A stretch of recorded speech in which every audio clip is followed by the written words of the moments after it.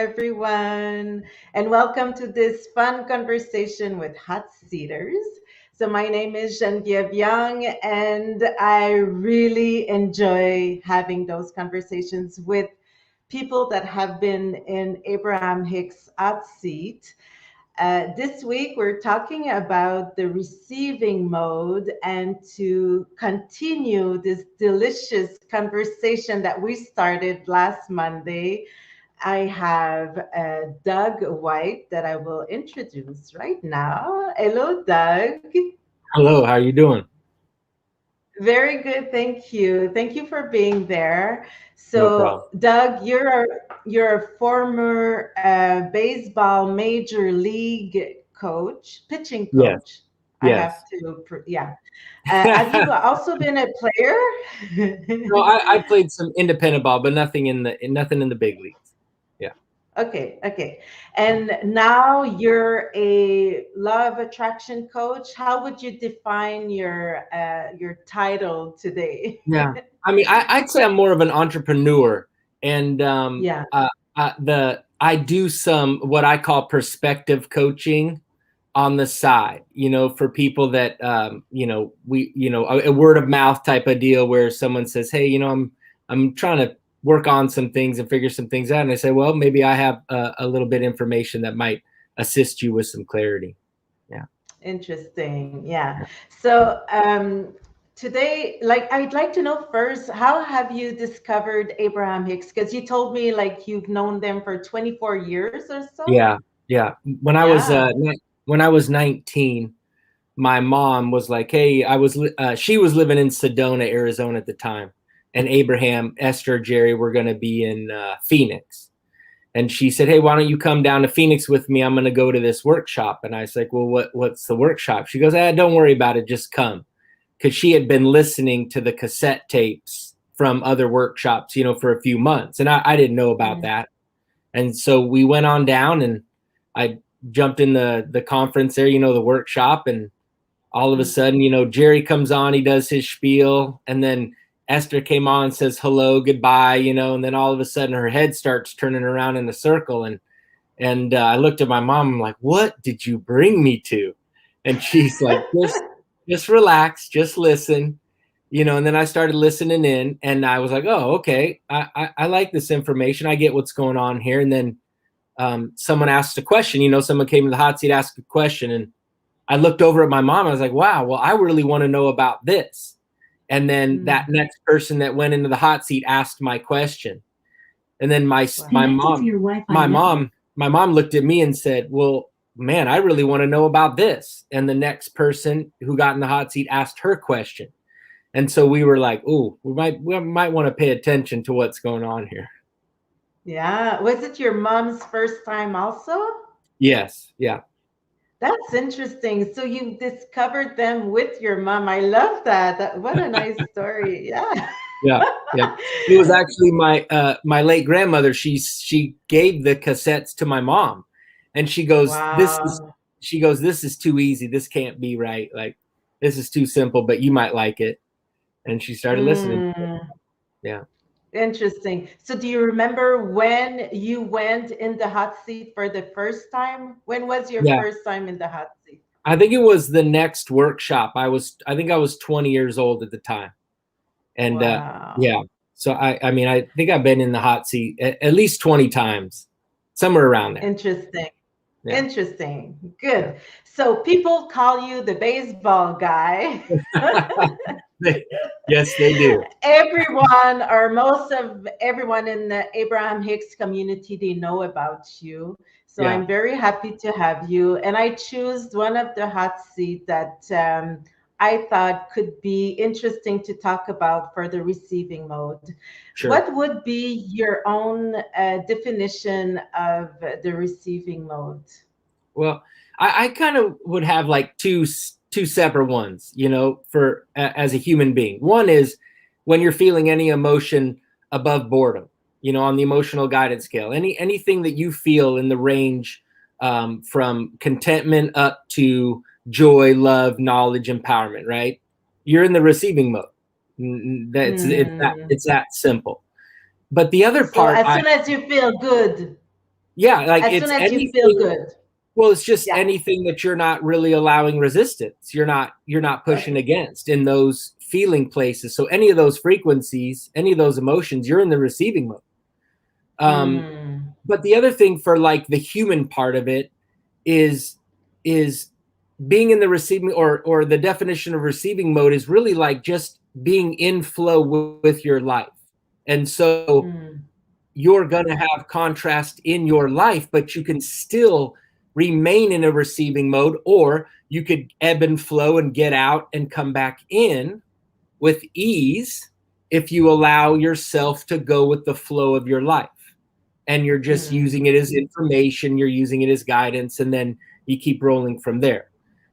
So for me, it's kind of like both. I understand the second one is more for the human beings, but sometimes you got to make that information a little more easier to grasp sometimes. Yeah. Yeah. Interesting. So would you say that the receiving mode is like a step before manifestation, like a step before manifesting something in your life? Well, I mean, that's interesting. The receiving mode, if you understand how you're feeling inside emotionally, and you're, again, anywhere above boredom, you are manifesting because you have the emotional feeling, the visceral feeling inside. That's a manifestation. That's a clear, resonant feeling that, hey, right now I'm in alignment with who I really am. And so all things a go, no matter what's going on right now, things are working out for me. Okay, interesting. I like that. So let's listen to the first segment of your hot seat, and then I will have a few questions on that. All right? Okay. Yep. Okay. See you after. You want them to say to each other, this guy's getting stuff out of me that I didn't even know was there. Don't you love it when you're with a group of friends and you are funnier than you've ever been because they get it from you?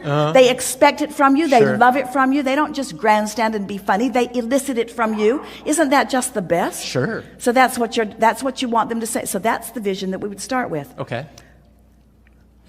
I'm hearing them talking to each other, and they're telling each other that they don't know why, but they love me. They are, whether they love me or not, there's something about me that makes them better at this than they've ever been. And they don't know why, but I do. But there is something about me that makes them better at what they do. What is it? Me. Yeah, but what is it? But it's my alignment, it's my experience, it's my love, it's my passion. And what is it, the new thing that we've just put the finger on right now? My vision. My vision of what? Them and the performance they're able to make. My vision of my ability to move their energy because of my immovable impression of them. It's my mind. It's my mind that's the power in this. It's my ability to see them not as they are, but as I choose to see them. And then when I meet up with them, they rise to the level of what I've seen, not to the level of what they've performed before, and not to the level of what any of us have ever thought about them before. They're rising to the level of what I now see because I practiced it in the off season. But that's the moving of the energy. It's not me like forcing my will moving the energy. It's me seeing them as they can be. It hasn't got anything to do with them. It hasn't got anything to do with their behavior. It hasn't got anything to do with their action. It doesn't even have anything to do with their energy. It's all because you just said I'm moving their energy. So because through influence, one who's connected to the infinite stream of energy is more powerful than millions who are not. So say it again. How am I moving their energy without getting lost in them? By putting myself in a situation where I'm not distracted from what I know about myself. When they don't perform well, I doubt myself. I doubt my ability. I doubt my ability to convey. Sure. I doubt my ability to know. Absolutely. But when I get into the privacy of my own mind and I remind myself things like I get things from pictures that nobody else gets. Yeah. Not because of my methods, which are good, Absolutely. and not because of my skill, which is great, and not because of my longevity, which is long, but because I have tapped in to the energy that creates worlds, and I am exercising for myself the power of my own mind. Yeah. So tapping into the inner energy that creates worlds, that Yeah. would be the same thing as being in the receiving mode. Oh, absolutely. Absolutely. Yes. Okay, Yeah. good. So I really appreciate the fact that Abraham talks about having the Hmm. vision of, the teammate or the person that you were coaching, Yeah. not as they are now, but how you wish to see them. Yes. Well, it's that whole deal about you're only responsible for yourself in this whole manifestation world, right? In you creating your reality. So if you're wanting something to shift, it's your ability to have clarity on what it is you want to see or what it is you want to feel like, regardless of what the current reality is. And so, as human Mm-hmm. beings, and I do it all the time. We get so lost in what is, and we allow ourselves to get tuned to that vibration. And for me, it was just speaking here is you got to step away from the what is with anyone that you would be coaching, and you want to see them from your inner being's perspective, your soul's perspective, right? And you want to tap into what that feels and looks like from that perspective, not Yes. from the what is perspective. Yeah. Yes, because or else you're going to be into the receiving mode of the what is. Is that Yes, which is, correct? You'll yeah, be which is still, receiving.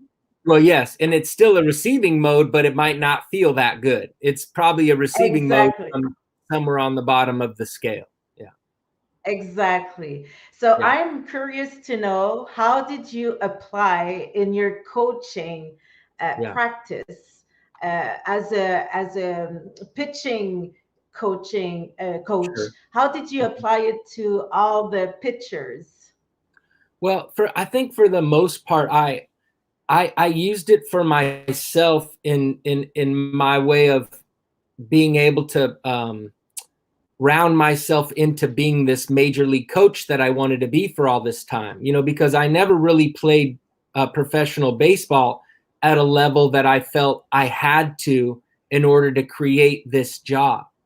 And so I first had to get out of that belief cycle to be able to even think that I could become a professional pitching coach. Then once I became a Mm. professional pitching coach, I had to believe that I could become a good enough coach without the playing experience, that I could gain the trust and respect from the players to then move up in the Mm-hmm. ranks of coaching. And then once that Yeah. started happening, then I understood. So it was like this whole journey of, I mean, I really wasn't concentrating much on the players.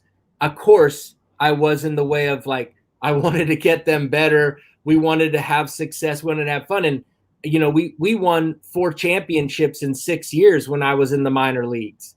And then we Wow. broke all sorts of records once I became the director of pitching with the Astros, the Houston Astros. We were amazing. The minor leagues was like, it was unbelievable how good we were.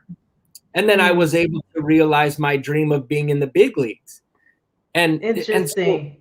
yeah, and so it was way more about the way I was handling myself emotionally so that I Mm, could mm, communicate with people mm, better mm, as I mm. raised, you know what I mean, as I was moving up the ranks, because at Yeah, first I wasn't very good at communicating with people, with the yeah. players and or the people around me. And I had to learn Mm-hmm. very quickly. I had to discover how do I, how do I start feeling the way I want to feel and then speaking from that better feeling place. So it's all about integrating all the teachings into yourself before being able to, to offer it to others. Yeah. Yeah. So we have Yeah. Caroline Neal that says, yes, my immovable impression of them. So that's what Sure. Abraham was saying in the first segment that we just listened to. And Yeah. it was also your immovable impression of you. That's what I understand. You know, you had to have that impression first. That's interesting. I like it. I like that. Okay, let's listen to the second segment. Okay. Where we're going to talk more about believing. And this is what you're saying. You had to believe first, you know. And so let's listen to that. All right. Okay. Now, tell us an example of that. We know you've got lots of them.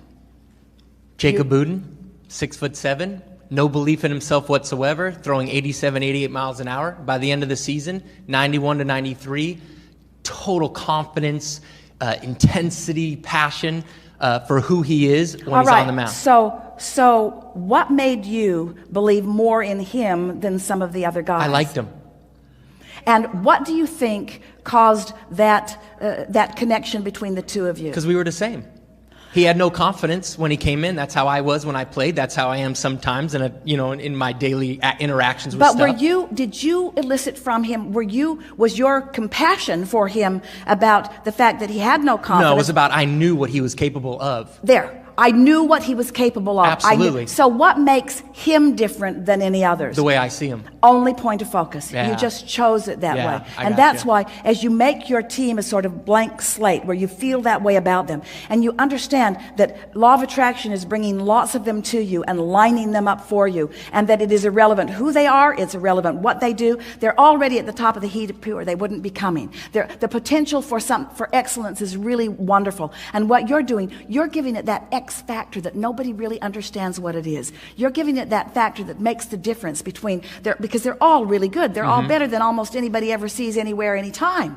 But in order to play in this league, in this way, at this time, they've got to rise above that. And Absolutely. so what is the factor that makes the difference? Someone believes in something. And this is the question. Is it believing in them?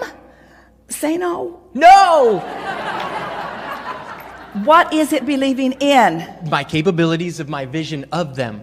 And it's believing in the law. It's believing in energy. It's believing in law of attraction. It's believing in influence. It's believing in momentum. It's believing in what I can do with my focus. It's believing in my ability to focus. It's believing in my guidance system. It's believing in those things. Interesting. So believing in the law of attraction, that was a great step also, I guess, for you. And it seems to me like Abraham was your coach, you know, that's very interesting for me. Yeah. Oh, for sure. Yeah. Abe's been my coach ever since I met them, for sure. Yeah. So that's what I like about it, because did you talk to the players about your your relationship with Abraham or your inner being? Did you ever talk about that? Well, I did, when I was in the minor leagues, I would sparingly with some guys that I knew I had some real trust with, and I could see their pattern of frustration. And I knew that there was some information out there that they could benefit from. And then when I got to the big leagues, actually that last year with the Angels, I did speak with them a little bit as a group about it. Not, I wouldn't say Abraham and I wouldn't say law of attraction, but I would talk about belief, perspective, momentum, these types of things. Because we had a really tough year, and I was trying to pre-pave some momentum for the off season going into the next season. I wasn't able to continue with the team at that time, but as I got more and more comfortable with who I was and how I wanted to show up, I would speak about it more. I just might title it a little bit differently. Yeah, because I'm sure you could see the progress you were doing by applying the teachings. Yeah. And so is there any example of things that you remember? So you told us that you won a lot of games, and But Sure. is there anything like that guy that you're mentioning in the segment we just listened to? Do you remember him? Do you remember focusing on his ability to, to become a pitcher? Yeah. Yeah, I didn't do a whole bunch of sitting and doing visualizing of the group, I would use meditation sessions, and I'd get downloads on how I wanted to interact with the guys that day, how I wanted to set up practice sessions, these types. Like I did that, my whole career, in coaching. That's one of the ways I used it. Again, showing up, giving them the understanding of what my role was in this whole deal called, coaching and playing, so I would come from that perspective there. Yeah. And then, the universe is being governed by the law of attraction. It's not a choice. It's what it is. So it's like, get on the bus or don't. It's what's happening. And so I would just, with different people, you do different things. And there's plenty of people I wouldn't say anything to about this stuff because it just wasn't a match. It wasn't the right time. It wasn't the right place, but they were just fine, and then I would do my best to see them the way I wanted to see them. Yeah. Interesting.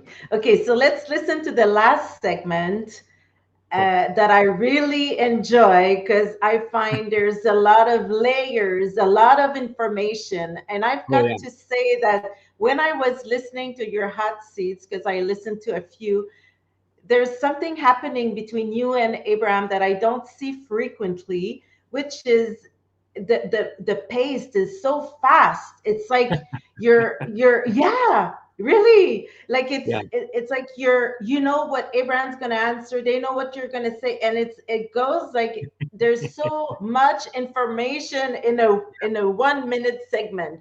So let's listen to that part. All right. So this brings us back around to the most important part. Why? What? Here we go. So this brings us back around to the most important part. Why? What's this all about anyway? What's this all about? What's the best part of this? Is the best part of this when they throw that ball that is so fast no one sees it or hits it? Or is it the feeling of the energy moving through you? It's the alignment, the energy, the focus. So they're just your reason to fly high. Yeah. They're just your reason to fly high. And there'll be all kinds of evidence of the fact that you've been flying high. Yeah. But you don't fly high.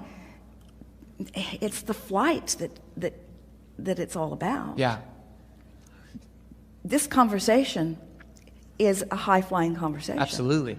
We took this subject of deliberate creation to a place that it has not been before. Nice. With someone who understood it every step along the way. Nice. And so we ended up with a much better pitching speed. Nice. Than we've ever had before. Yeah. Than we've ever had before. Yeah. And that's great.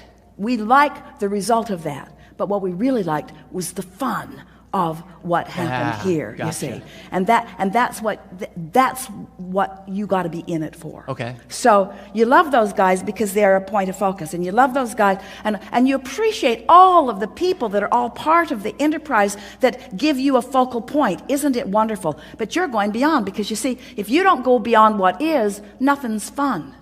Nothing's fun. That's why there's always a new season, and always a new lineup, and always a new synergy between teams, and always new. That's why you attract the crowds. If it was the same old, the crowds would have stopped a long time ago. So you're bringing the game to a whole new level for yourself. You're making it alive for you, you see.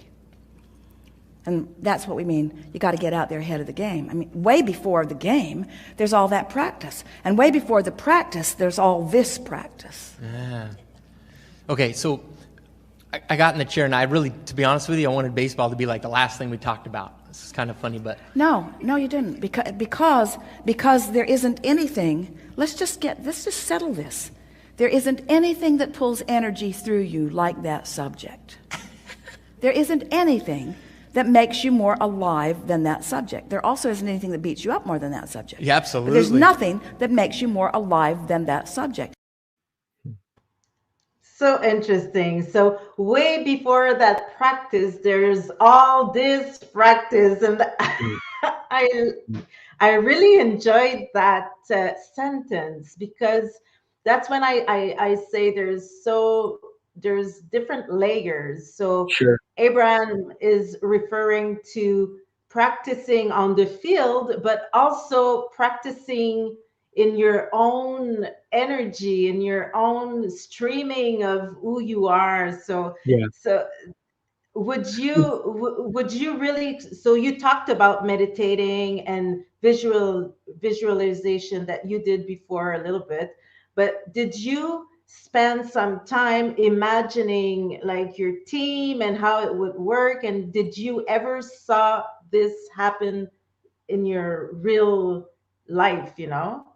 Yeah, like I said before, it was just way more about being in the moment and having that consistency of awareness, you know. So Yeah. you know, I have a daily practice of meditation, almost daily practice of calibration exercises and writing of some sort that I was, you know, using all the way through.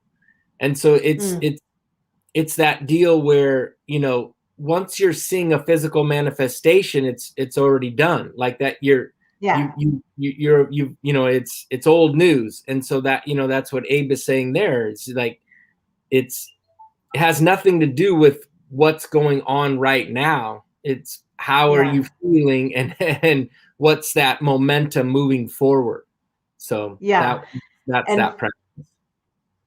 and I also enjoy focusing on a subject that like makes you feel alive, you know, a subject that really resonates with you, that will also activate you know, Sure, the momentum and the receiving mode and the sure. manifestation. So I really enjoy that also in the hot seat we just listened to. Yeah. Definitely. Definitely. Yeah, yeah. So today you're Mhm. using all those teachings Yeah. to coach people in their regular life, I guess, or Yeah. that's what you do. That's what you're a coach. Yeah. I mean, well, I mean, I'm always going to be a coach. It's like you can't beat that out of me. It's just who I am. You know, a teacher, leader, coach. You know, whatever you want to call it. And I just feel like this information, you know, understanding your emotions, understanding you have an inner being, you have a soul, you have a guidance system, understanding that the universe is governed by the law of attraction. Like those things are important, and they could really help a lot of people live a more clear life, a more calming life, a more easy life, a more happy life, a more fulfilling life, you know, whatever words you want to put to it. And so Yeah. I'm working on things that will allow that information to come out and be more of a regular type deal. So it's not this airy fairy, mystical, Hmm. secret, because it's not. It's your Yeah. emotions. You feel them all day, every day. Why not understand what they're representing so that you can Mm. use them to your favor? And so Mm. that's really more so what I'm doing now, more than like I'm just coaching a person, you know. Hmm. There's some Hmm. projects that I have that I'm working on, and then of course while I go through this, I'm open to anything and everything that the universe wants to bring my way, you know. So Yeah. I just want to stay in the allowing mode as you know, as consistently as possible, so some cool stuff can come my way. Very interesting. So we have a few comments here. I'm just gonna put Kevin's comment at the screen. He says, I got here late, but looking forward to the replay. Doug is always inspiring to listen to. Yes, you're right, Kevin. And Caroline is back with AB's been my, let me put my glasses, been my coach ever since I met them for sure. The coach of coaches, love this knowing Doug. Yes, yes, the coach of coaches. That's, yeah. So I guess that's what Abraham is doing. Yeah. And we're Absolutely. having fun. And in the last segment, we did hear Abraham saying, you know, it's not about nothing else than the fun we're having while we're having this discussion.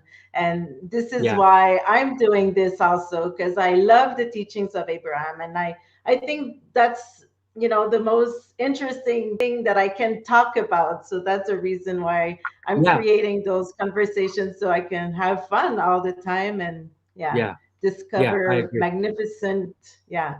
And Yeah. also, I think the more we're going to be talking about it, and the less we're going to think it's a airy fairy thing, as you said, you know, the Sure. more we're going to see, oh, there's like this guy was a baseball coach and he applied Yeah. that. Wow, Yeah. that's, you know, so it Yeah. will make it more concrete in everybody's day life. Yeah.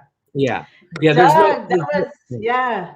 Yeah, go I was ahead. just gonna Sorry. say, yeah, no, it's fine. I was just gonna say, yeah, there's no doubt that my awareness, my ability to have created, finding the Abraham information, understanding how this universe really works, like that's the reason why I became a major league pitching coach. There's no way I would have ever gone down this path, continued down the path, so on and so forth, without this information. So yeah, I used it, and I practice it and use it every single day. Yeah. Exactly. I love hearing that, because I would say it's the same thing for me and same thing for so many other people. And that's why I think we should all talk about it more and more. So thank you. I really appreciate that conversation we just had. Yeah. And maybe I'll ask you in my next season. Sure. Yeah. Because I like the way you understand and have integrated the teachings. And yeah, so it's all like, I can tell it's so simple for you. And it's, yeah, Well, yeah, for sure. it might be simple in the intellectual process of the information, because I've been around for so long. But don't let anybody fool you. The application of it, the practical application, the visceral embodiment of information, that that can be tricky at times, and I definitely make it tough on myself. So don't I don't want to have this mirage over here that this is like the easiest thing in the world and you just tap into it and you go. There's some things going on in people's lives where exactly, it might take a little bit of time to get things rolling. Yeah.